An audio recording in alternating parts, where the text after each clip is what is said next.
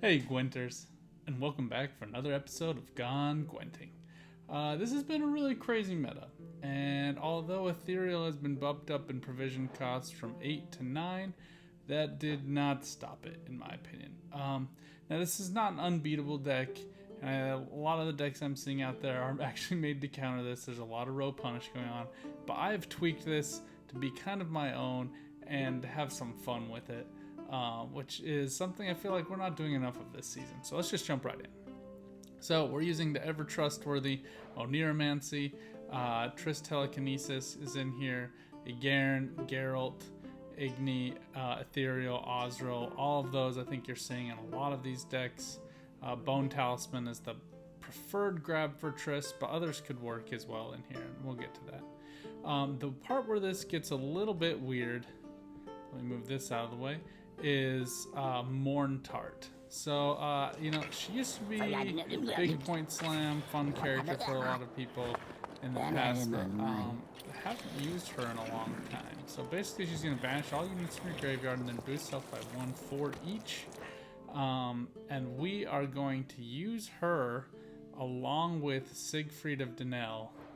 And we also have this Spring Equinox in here as well. Siegfried, I've been trying to get to work a little bit better. There's pros and cons there. He does remove Veil from other enemy units, so I'm just going to show you how it works, and you can judge for yourself. The other big key to this is Decoy. Decoy gives us a few options. My favorite is with Caranthir, though. So basically we're just going to swap Caranthir back into our deck, but if we don't get lucky enough to grab Caranthir, we can use it to put another Ethereal back in our deck. Basically, that's going to allow us to run an Ethereal in round 1. And it's also going to allow us to run, if we're lucky, actually 2 Ethereals in round 3. One on melee, one on ranged, and just be unstoppable. The Barbagazi consumes are really helpful here. Solano can be actually really helpful as well. Natural Selection and Arrakis Nests. Natural Selection for the removal, Arrakis Nest for the drones, and then Endrega Warrior just plays for decent points on top of those drones, as well as with Endrega Eggs. Just 1 point characters. And this honestly, this deck might be a little bit heavy in these. You might want to tweak this back some. I just want to illustrate a bit how this works, and especially with the Purifies and Morntart. But essentially, the fruit of Isgeath is going to actually work best for you, in my opinion, for these Ethereals, because you get to put them there when you want them. You do miss out on some passive Thrive points, but it is specifically procced. The drones and rats are best, in my opinion, when you want to set it and forget it. Like if you take the lead over an opponent and you just want to continue the passive point generation from the Ethereals by upgrading those drones or rats by 3 points every time. I found that that's pretty successful. So let's just jump into a match here. To be 100% honest with you, I still think Skellige is the best deck out there. I'm still waiting to see some stats from this week to see what the win rate is, but in my opinion, I still think Skellige is the team to beat. I will caveat that, however, with Nilfgaard seems to have the best array of options for beating both Skellige and this Ethereal deck. So if you're looking for a good generalist deck, if you're already at pro and you're pushing up, that's a good deck. I've intentionally not pushed up into pro because I have been losing a lot of matches. Just trying to see if I can get other stuff to work, and it's just not working. Alright, we'll jump right in. So the biggest things we would like to get is Ethereal to our hand. I would actually prefer to have Ethereal in our hand over Caranthir, but that's not the end of the world. Alternatively, I think we just basically go for a quick round here with Caranthir. I think we only need one of these Endrega Warriors. We do not need this much consume. Same thing with Night Wraith. Alright, I actually really like Pogo as a really good combo with Fruits of Isgeath. You just drop down a fruit, throw down Pogo, kills the fruit, and then he stays on the board. Ends up as like a net 4-point gain there. And you don't have to worry about the random 3 damage going to a unit you don't want it to go to. What? But again, especially since we're on red coin here, I think just going for a 3 card play here is probably the safest bet. But let's just go for a little roll. Slow. Had I gotten Decoy, had I gotten Ethereal, that would have changed my calculation, especially with a Neuromancy in hand. But if I commit the Ethereal, I don't have a way to use Decoy to get it back again. So that could be really unfortunate for me. One alternative I have thought about too, using these Purify cards, you can basically just use the Ethereal, send it to your graveyard because it'll be purified. It'll still show up there, and then you could just pull that back using that new Ritual Sacrifice card where you have to do a 1-point death blow. That could actually work really well for you.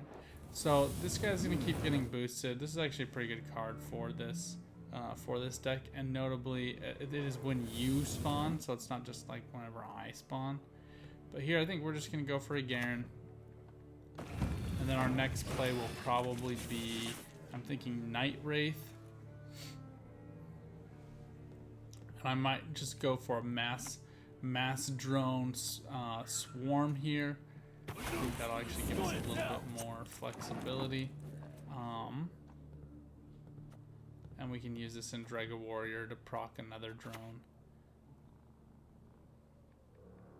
Although, actually, let's wait to do her.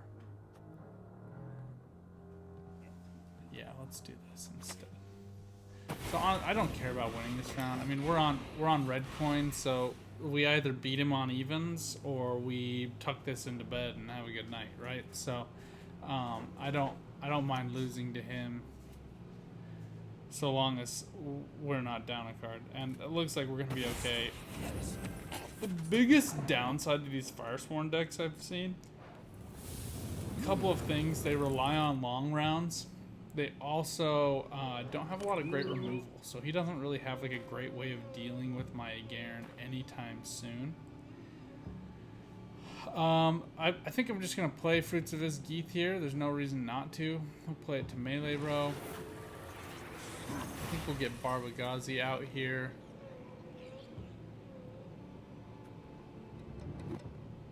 Well, let's use Dragon Warrior and see where that takes us. So this way we get 2 more drones. We lose 1 in terms of what the Purify is going to get us. But this fruit is actually going to go into our graveyard as well. So we'll have a Garen for Azrael. Definitely don't want to use Morntard on the Garen.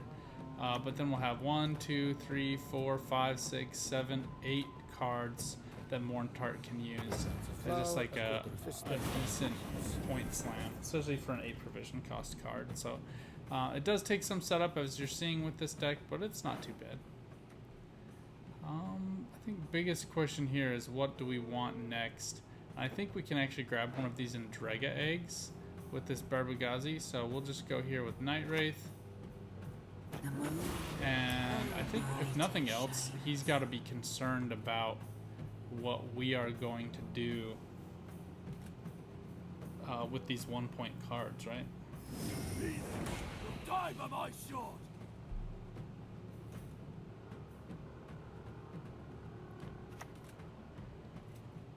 And I think we'll go for the Endrega eggs next. Let's see how deep he wants to go into this. These 2 cards are both at 7. I don't mind using Igni to win out this round, especially if we go long.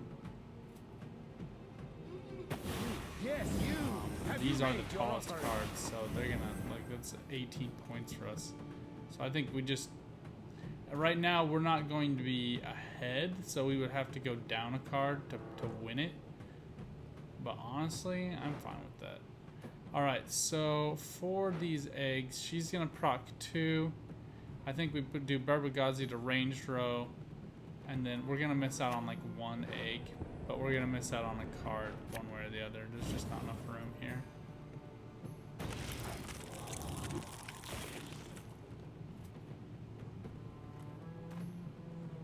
So basically the play will be Barbagazi, then Siegfried, and we'll just see how far he wants to go in this round. I mean, the only downside is going to be if he like decides to tuck this in, right?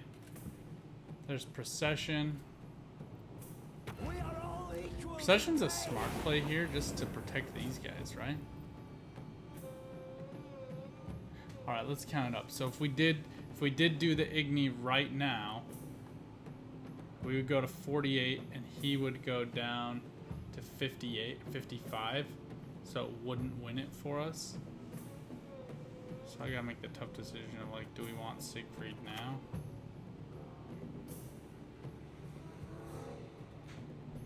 I say no. Deeper into the abyss. It's very possible that he spawns another unit here. I mean, if he spawns 2 more, we hit Igni, right? I don't like the purifiers would be cool, but like with a face melting 36 points, that'd be rude. All right, so now we'd play 55. Ooh, this is great though. Dies Irae.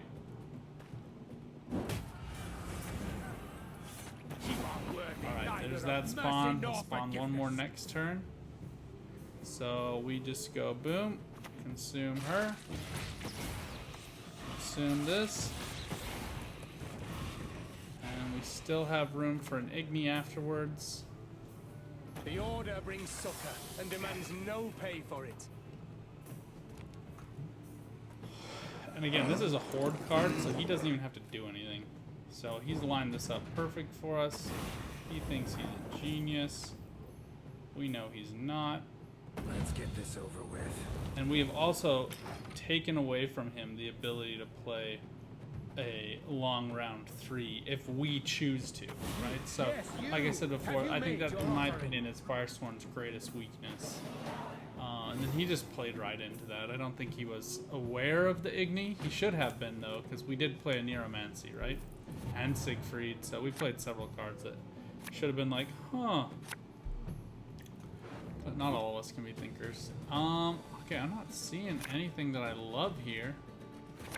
Alright, downside with Morntart, though, I always forget this, is she's order, so you do kind of have to protect her, but we actually can, like, we could like Karen Thier her here. So here's the question, like, do we want to push this round? We could, theoretically, this round, just go Osril and Morntart, and that would be enough to close it out, right? So the question is, how do we want a Morntart? Do we want to use Karen Thier? I think we want to save him for double Ethereal, so I think we go in Neuromancy here. Worst case scenario.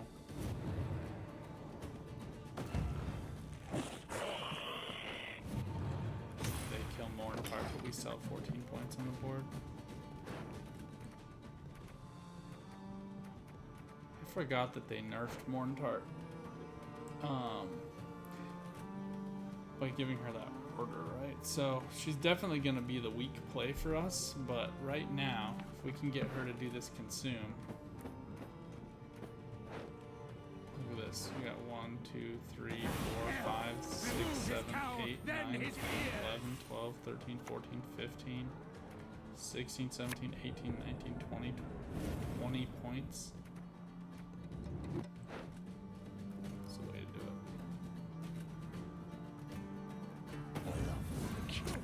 I love them to death.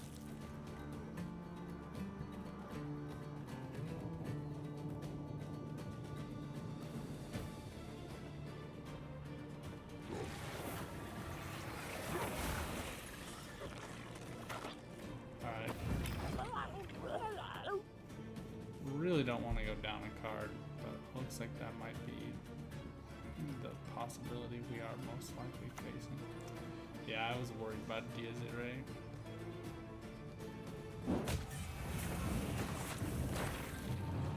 Oh well. Also, honestly, I should have said this, but I was worried about Dies Irae, but it, in my mind, was a worthwhile choice. I was fine trading for Dies Irae. So even down a card. So he's used his leader. He used Horson Senior. He's used both DZ Rays. So I anticipate he probably has Jacques still as the card I probably am most worried about, but that's about it. We don't need our Purifies anymore. We really need Ethereal and or Decoy. There he is. There's our bad little boy. So basically the play here now is we can just set up both rows. We'll just use fruits in one row, and then we'll be using whatever we can spawn with the other one, probably from Night Wraith. Fist. Eternal fire, protect us. So basically all you do is just use Caranthir to set this up. You'll get a 1-point Ethereal, which makes him pretty vulnerable. But there's not very many cards that are good enough at taking out 2 different cards, especially one that is a value of 4. I have seen Horst or Sodi used pretty effectively, but they have to have enough coins, and he wouldn't have enough coins here, right? He could take out one, but not the other one. Leader ability could be used too to like get rid of one. Now this is a knife. Oh, that's a poor grab. Might be just trying to build up enough points. Alright, it doesn't really matter what order you play this in. Like, even if I play this down to get the Thrive proc, it's not going to be a worthwhile choice, really. And then basically here we'll just go Night Wraith, and then we'll play the Ethereal round. And just keep the guys marching. So having played this, the Morntart is like a really cool upside possibility, but honestly I don't think it plays as well. I think I would probably switch that out for a different 8-point card, but feel free to use that. Like I showed you though, it would have been a pretty big point slam, 21 points basically, right? So, alright, so here comes Grand Inquisitor Helvi. He's playing him for the synergy between him and Fallen Knight, which works pretty well. But I like well, I mean, we'll see what he has. If he has like a Bone Talisman, we could be in big trouble. But I like our position just a little bit more in terms of upside, right? So we have passive 6-point generation for the next 2 turns. We miss out on our final turn in the front row just because we can't spawn that fruit. It would have been better to have grabbed Dragon Eggs, especially since we do have the 2 consumes. We also didn't get Triss. We also didn't get our Decoy. So there might be, you might want to do some thinning cards also for this deck. Like I said, several different options that you have to go with here. All right, we have the time, so I'm actually going to throw down Barbagazi here. We certainly don't want to put him in front of an Ethereal. That's one of the things you do just want to check. Same thing with this Solano Harpy.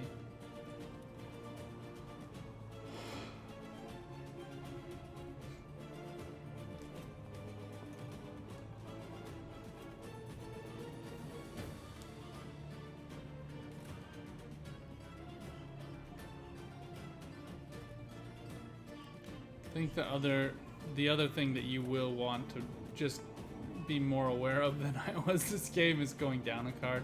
I think it probably, honestly, if I was playing a little smarter, it would have been better for me to have passed second round. Though I did rob him of DZ Ray, which if you think about its value in this game, I just looked here on how many points he has. I mean, he would have had a boost for each of these except for Furco. So just from what he has on the board right now, that would have been a 10-point boost plus 3 points damage. So, you know, pros and cons. Although I will say it's basically like the only removal he has, right? So,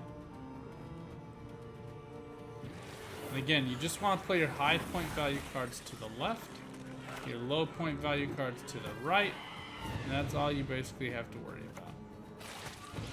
So we get those rats out, passive point generation for us there. We get the consumes.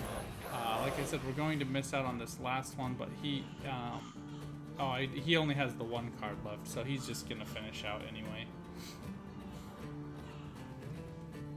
Let's see if he can make a 12-point play. I have my doubts. With DZ Raygon. Bone Talisman would get him close, but no cigar, right? Yeah, he only has 11 units. That would be, like, truly depressing.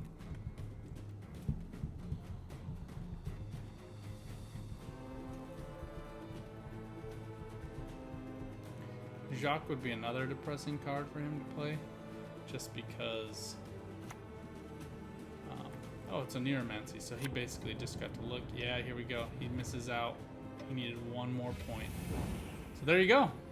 Even when I didn't play perfectly, even when I used Morntart, who's kind of a drag on this deck more than I thought she would be, it still worked out pretty well. But again, Morntart's a drag in this scenario, but you might be able to get her to work a little bit better. One good example is if you could go up far enough and have the final 2-card play, Morntart would be epic for you. I think it's probably not the safest bet with Skellige reigning supreme right now.